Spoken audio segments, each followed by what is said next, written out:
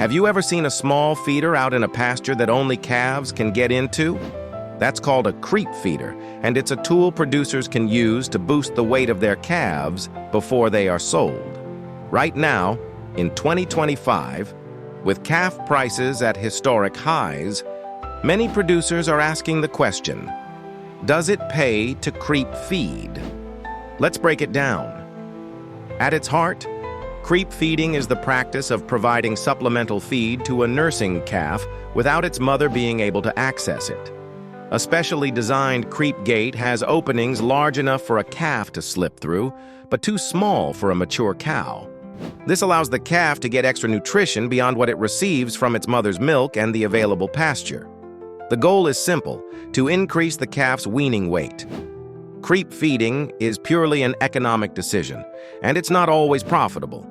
A producer has to weigh the cost of the feed against the value of the extra weight gained.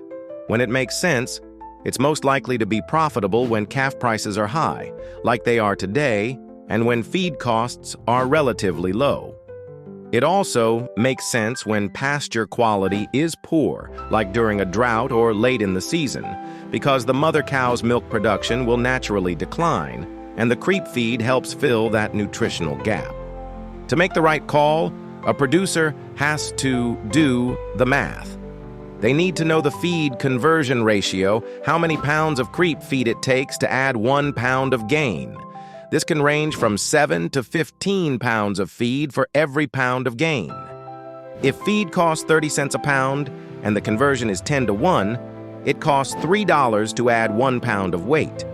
If that extra pound of calf is only worth $2.80, you're losing money on every pound you add. The numbers have to work. Besides the cost, there are other potential downsides. Calves on a high-energy creep feed can sometimes get too fleshy or fat. Buyers at the sale barn may discount these calves because they might not perform as efficiently in the feedlot.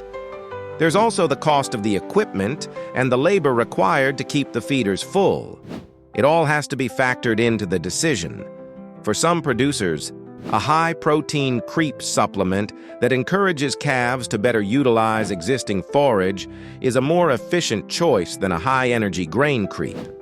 So, from the simple concept of giving calves extra feed to the complex calculation of feed conversion and market value creep feeding is not an automatic decision. It's a strategic tool that must be carefully evaluated each year. It's a classic business question of whether the return on investment justifies the cost, a calculation that every producer must make for their own operation. Understanding the detailed economic decisions that go into livestock production is key to appreciating modern agriculture. If you found this video insightful, please share it with someone who might also find it valuable. And for more deep dives into the business of farming, be sure to hit that subscribe button right now. Thanks for watching.